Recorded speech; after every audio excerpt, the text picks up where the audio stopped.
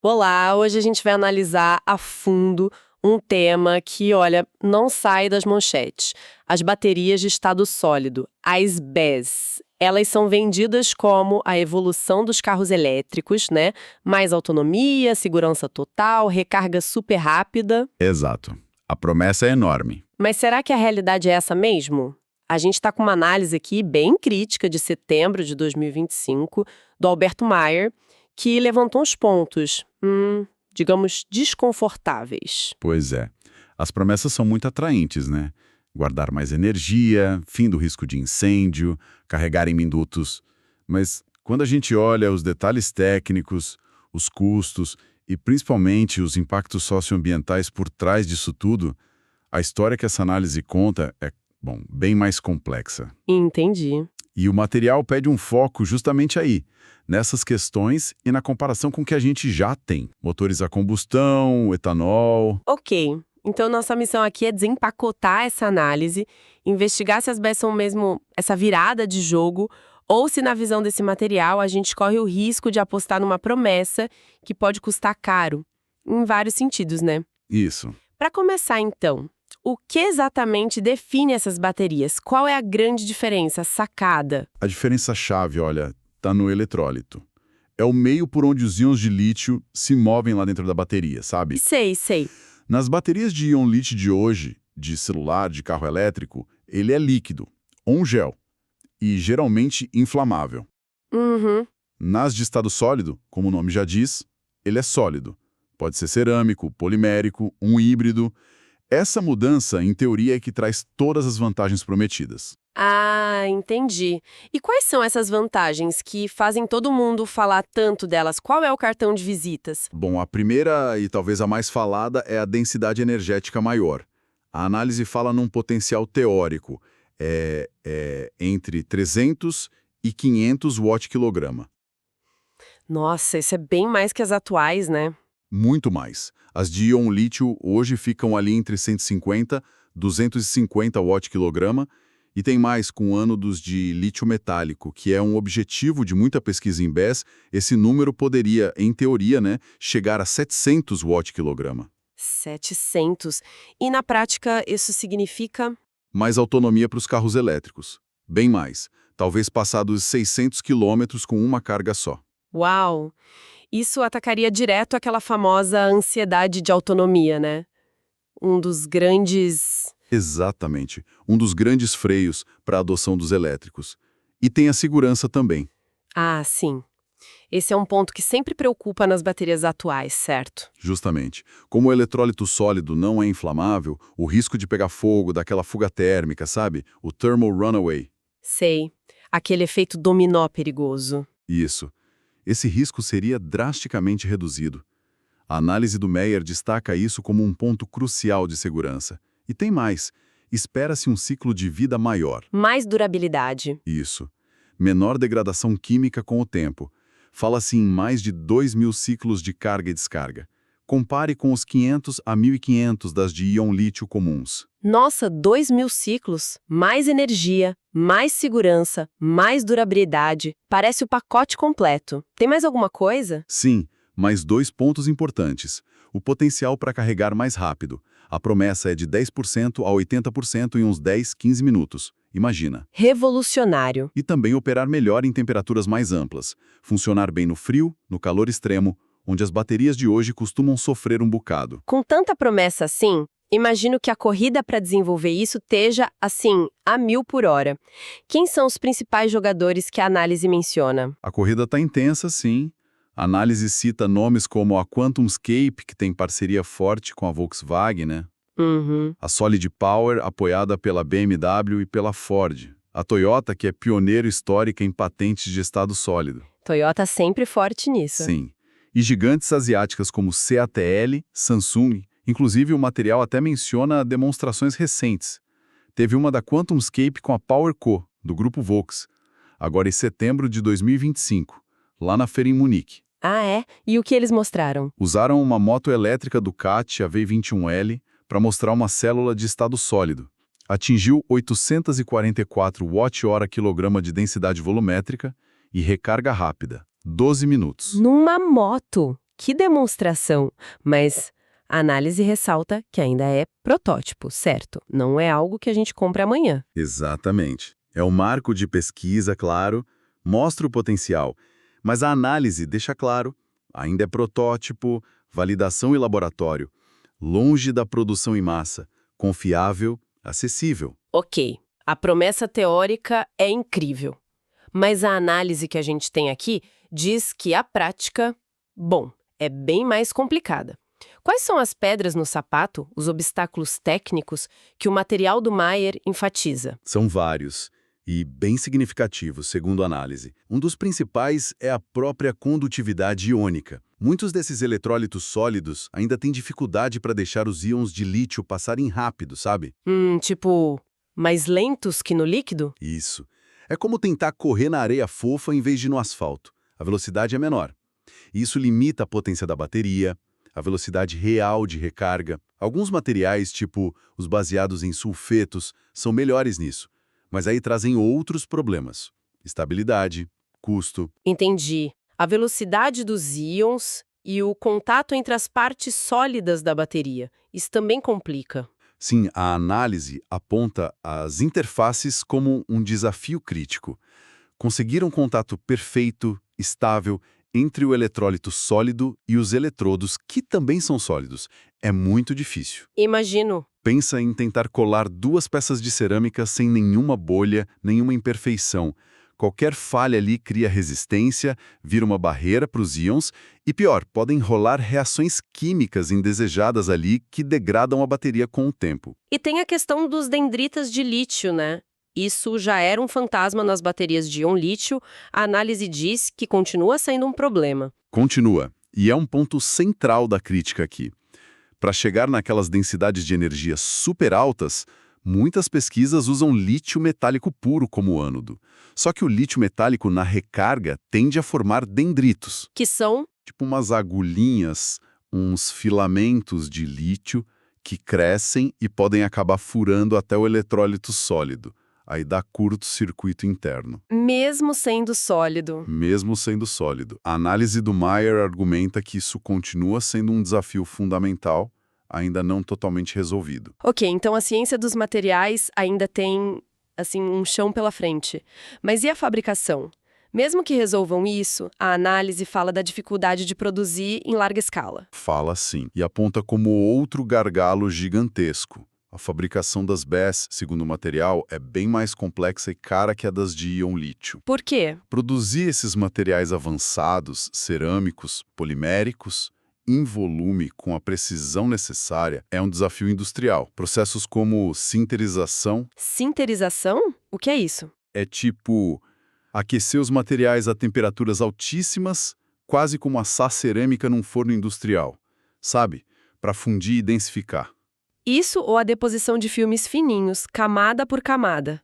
São processos descritos como caros, lentos e, crucialmente, que consomem muita energia Muita energia. e custo de produção. Isso leva direto ao preço para o consumidor, né? Precisamente.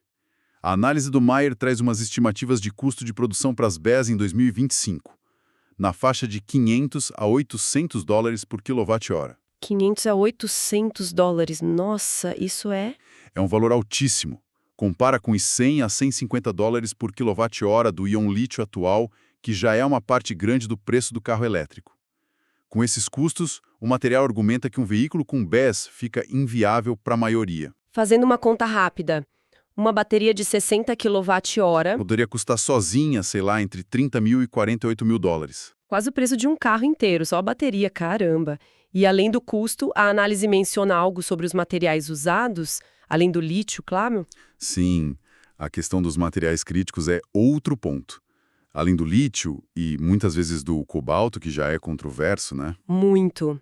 Algumas químicas de estado sólido podem precisar de outros elementos que são caros, ou concentrados em poucos lugares, ou com seus próprios problemas de extração. A análise cita exemplos como lantânio, zircônio, germânio, dependendo da receita da bateria. Isso cria novas dependências, novas vulnerabilidades na cadeia de suprimentos. Entendi. Os desafios técnicos e de custo são de fato enormes, mas o ponto onde a análise de Mayer parece ser especialmente dura é nos impactos ambientais e sociais. Aqui a conversa fica mais preocupante, né? Sim, aqui o documento argumenta forte que as BES, longe de serem a solução verde definitiva que muita gente espera, na verdade continuam ou até pioram problemas socioambientais sérios, problemas que já existem com as baterias atuais. A crítica aqui é bem pesada. Vamos detalhar esses pontos que a fonte levanta, começando pela mineração. O primeiro ponto é a devastação ambiental na extração das matérias-primas. O lítio, essencial, é extraído principalmente em ecossistemas frágeis, salares em alta altitude lá no Triângulo do Lítio, Argentina, Bolívia, Chile. E qual o problema do processo? O processo usa a evaporação da salmoura e consome muita água. A fonte cita um número: 500 mil litros de água por tonelada de lítio. Isso em regiões que já são superáridas. Nossa, 500 mil de litros por tonelada? É. E segundo a análise, isso leva a desertificação, contaminação do solo e da água com químicos, perda de biodiversidade. E o cobalto? Mesmo com o esforço para reduzir, ele ainda está em muitos cátodos, né? O que a análise diz sobre ele? Sim, e a fonte é enfática. Uns 70% do cobalto mundial vem da República Democrática do Congo. E a análise cita relatórios de ONGs e outras fontes que ligam essa mineração à poluição tóxica do ar e da água por metais pesados, causando danos sérios à saúde das comunidades locais. E o níquel? O níquel, outro componente comum, também é associado pela fonte ao desmatamento, em lugares como Filipinas, Indonésia. A análise não para no impacto ambiental, ela entra forte na questão social, menciona até trabalho escravo. O que exatamente a fonte alega aqui? Olha, o material do Mayer cita relatórios tipo da Anistia Internacional que documentariam o trabalho infantil. Falam de crianças a partir de 7 anos. 7 anos? É o que a fonte alega. E condições análogas à escravidão na mineração artesanal de cobalto no Congo. A análise também menciona alegações de remoções forçadas de comunidades para dar lugar a minas, abusos sexuais contra mulheres, falta de segurança e exposição a toxinas. A fonte ainda aponta para a China na cadeia de suprimentos e uma suposta tolerância a essas práticas. Mas, assim, é fundamental a gente frisar que estas são as alegações e informações presentes no material do Alberto Mayer que a gente está analisando, ok? Entendido. São acusações gravíssimas. E na extração do lítio na América do Sul, também tem questões sociais envolvidas. Tem sim, a fonte alega violações de direitos de comunidades indígenas. O principal ponto seria o impacto do consumo massivo de água na disponibilidade para os próprios moradores, né? Para a agricultura de subsistência, para o consumo humano, afinal, eles dependem das mesmas fontes de água. Claro. Crítica no documento é a alegada falha das grandes marcas de tecnologia, montadoras, em realmente fiscalizar suas cadeias de suprimentos para garantir que não haja abusos. A fonte chega a afirmar que 75% dessas cadeias violariam leis contra trabalho forçado, baseando-se em estudos de terceiros. Um quadro muito pesado. E além da extração, a própria fabricação das baterias, como você falou antes, também tem sua pegada ambiental, né? Tem, e segundo a análise não é pequena. Processos como a sinterização com aquelas temperaturas altíssimas por muito tempo consomem uma energia brutal. Se essa energia não for 100% renovável, o que ainda é raro em escala industrial global, a pegada de carbono da produção das BES pode ser bem grande, anulando potencialmente parte do benefício ambiental do carro elétrico. A fonte até questiona a eficiência energética real de toda a cadeia, sabe? Da mina ao uso. Estima em só 15% a 25%, o que seria comparável ou até pior que a eficiência de carros a combustão modernos. E no fim da vida útil? Reciclagem é um problema. A análise descreve a reciclagem como um calcanhar de Aquiles, tanto das baterias atuais quanto das futuras BES. As taxas globais de reciclagem de íon lítio ainda são muito baixas. Falam em menos de 5%. Só isso? Nossa. Pois é, e os materiais sólidos e cerâmicos das BES trazem desafios a mais para separar, para processar quimicamente e recuperar os materiais valiosos. O risco real é essas baterias irem parar em aterros.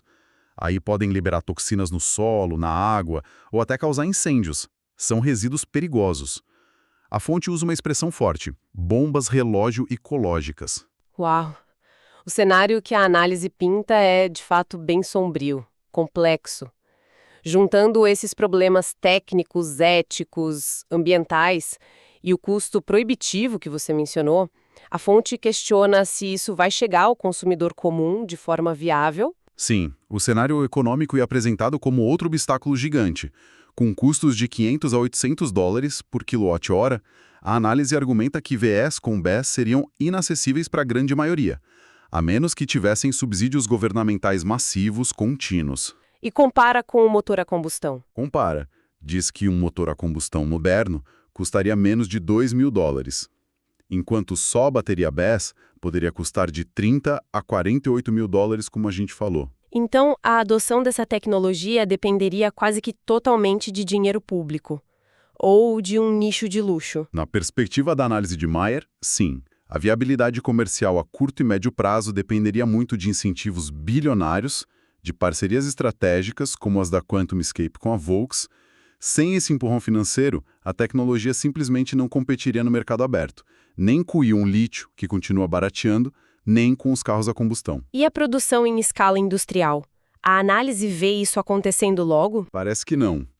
O documento aponta que a escalabilidade é lenta, desafiadora.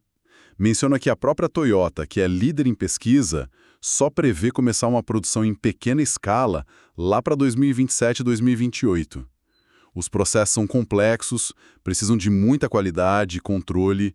Isso dificulta atingir volume e custo competitivo para a adoção em massa. E como essa perspectiva se compara com os veículos a combustão interna, os VCI? O documento faz essa comparação direta, né? Faz, e de forma bem contundente. A análise do Mayer enfatiza o que considera as vantagens práticas e a acessibilidade dos VCI. Custo de compra bem menor, né? Um carro médio aí entre 20 e 25 mil dólares. Sim. Manutenção mais simples, conhecida, reabastecimento em minutos, em qualquer lugar do mundo, com a infraestrutura que já existe. O material argumenta que, mesmo com as promessas das BESS, a ansiedade de autonomia e a infra de recarga ainda pesariam contra os elétricos para muita gente. Diante de todo esse quadro crítico que a análise apresenta desafios técnicos, custos, impactos socioambientais, dificuldade de escala, a fonte não para por aí, certo? Ela propõe alternativas, outros caminhos. Exatamente. A análise do Alberto Mayer não só critica as BESS, ela defende forte a ideia de que a gente não precisa abandonar totalmente o motor a combustão interna. A proposta é focar na evolução desses motores para funcionarem com combustíveis mais limpos, mais sustentáveis, mantendo as vantagens que os VCIs já oferecem. E quais seriam essas vantagens dos VCIs que a fonte acha importante preservar? O documento destaca a liberdade, né? Ir e vir sem as restrições de autonomia e tempo de recarga dos elétricos. A autonomia superior, que em muitos carros a combustão passa fácil de 600, 800 até 1.000 quilômetros com um tanque. Verdade. A conveniência de abastecer em minutos. A infraestrutura de postos que já dá aí. O custo de compra mais acessível e poder usar ar-condicionado, aquecimento, sem aquele impacto tão drástico na autonomia total. Faz sentido. E quais seriam esses combustíveis mais limpos que poderiam, digamos, dar uma sobrevida aos motores a combustão, segundo a análise? O etanol parece ter um destaque especial, né? Sim, o etanol é apresentado como uma alternativa muito promissora e já viável, especialmente aqui no Brasil. Claro, com a cana-de-açúcar. Exato. É descrito como uma solução acessível, sustentável. A fonte ressalta a eficiência da produção, a pegada de carbono bem menor pode ser até 90% inferior à da gasolina, se considerar o ciclo completo da planta absorvendo CO2. E em termos de custo e infraestrutura, como o etanol se sai na visão da fonte? O custo é apontado como baixo e a análise fala em algo entre 50 e 70 centavos de dólar por litro em 2025 aqui no Brasil. E o ponto-chave: usa a infraestrutura de distribuição e postos que já existe, mais de 40 mil postos no Brasil. E os carros flex já dominam aqui. Exato, 80% das vendas. A fonte até cita o Toyota Corolla Flex Hybrid como exemplo de tecnologia com baixíssimas emissões. O argumento é que, a curto e médio prazo, O etanol é uma solução mais barata, escalável e com menor impacto socioambiental que hidrogênio ou mesmo os e-fuels. Falando neles, e os combustíveis sintéticos, os e-fuels, o que a análise diz? Os e-fuels também são vistos pela fonte como um caminho complementar interessante, mais a longo prazo. A ideia é produzir sinteticamente, juntando hidrogênio verde. Feito com energia renovável. Isso. Com CO2 capturado da atmosfera ou de indústria. O resultado seria um combustível líquido ou gasoso, neutro em carbono, compatível com os motores e a infraestrutura atuais. E o custo ainda é alto, né? Ainda é. Mas a análise menciona a planta Aruone, no Chile, da Porsche e Siemens, e nota que os custos estão projetados para cair. A meta é chegar a $2-3 por litro até 2030. A vantagem seria poder descarbonizar a frota que já existe. E o hidrogênio? Como ele entra nessa equação, segundo o material? O hidrogênio é outra peça. A análise menciona 2 usos: direto em motores a combustão adaptados à tecnologia H2ICE, que a Toyota está testando no Corolla H2, por exemplo. Ou em células de combustível para gerar eletricidade a bordo, os FCEV, como o Toyota Mirai. A vantagem é emissão zero ali no uso, só vapor d'água e reabastecimento rápido. Mas tem desafios, imagino? Tem. A fonte aponta ao custo alto do hidrogênio verde, ainda uns $4-6 por quilo, e a necessidade de construir toda uma infraestrutura nova e cara para produção, transporte e abastecimento. Então, resumindo a perspectiva da fonte, em vez de apostar tudo numa ruptura tecnológica como as BESS, que, segundo essa análise, é complexa, cara e cheia de questões éticas e ambientais, talvez, fosse melhor focar em evoluir o que a gente já domina, o motor a combustão. Torná-lo mais limpo, com etanol e fuels e, talvez, hidrogênio. É quase uma defesa da evolução em vez da revolução, né? Exatamente. A análise do Mayer propõe um caminho de otimização, de transição, aproveitar a base instalada enorme de veículos e infraestrutura e investir pesado em combustíveis renováveis ou de baixo carbono. O etanol, para o Brasil, é destacado como exemplo claro de solução madura, barata, com benefícios ambientais comprovados. E os outros complementando. Isso e fios e hidrogênio como opções futuras complementares. A mensagem central é que talvez a solução não seja única, sabe? E que demonizar uma tecnologia em favor de outra pode ser um erro estratégico. Então, o que a gente tira como conclusão dessa exploração do material do Alberto Mayer? As baterias de estado sólido, apesar de todo o marketing, das promessas de solução definitiva, parecem carregar, segundo essa análise crítica de 2025, um fardo bem pesado, né? É o que a fonte argumenta. Desafios técnicos que não acabam, custos proibitivos para o mercado de massa e, talvez o mais alarmante, uma pegada ambiental e social que, na visão da fonte, é profundamente questionável, pode até repetir ou agravar problemas que já existem. O argumento central do material que a gente analisou hoje é esse. A tecnologia, na prática, pode não entregar a revolução prometida há décadas. E pior, pode vir com os mesmos dilemas éticos e ambientais das baterias atuais, talvez até de forma mais intensa.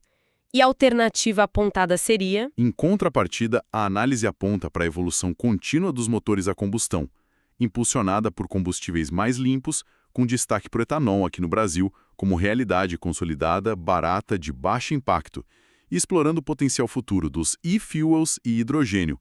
Seriam caminhos talvez mais pragmáticos, acessíveis e, na visão do autor, potencialmente mais éticos para chegar numa mobilidade sustentável em larga escala. Isso, com certeza, deixa a gente com uma reflexão importante.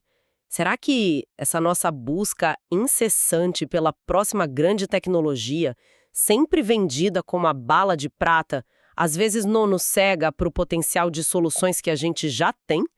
Soluções que poderiam ser melhoradas, implementadas mais rápido, mais barato e talvez com menos danos colaterais escondidos?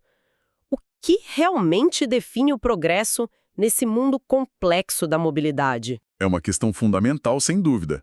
Especialmente quando a gente é convidado, como nesse material, a olhar para a cadeia inteira, da extração da matéria-prima lá na ponta até o descarte final, e não só para a performance ou premissão no escapamento. A análise de hoje nos desafia a ir além do hype, a questionar as narrativas que muitas vezes a gente acaba aceitando sem pensar muito. Com certeza. Um material denso, que levanta questionamentos cruciais.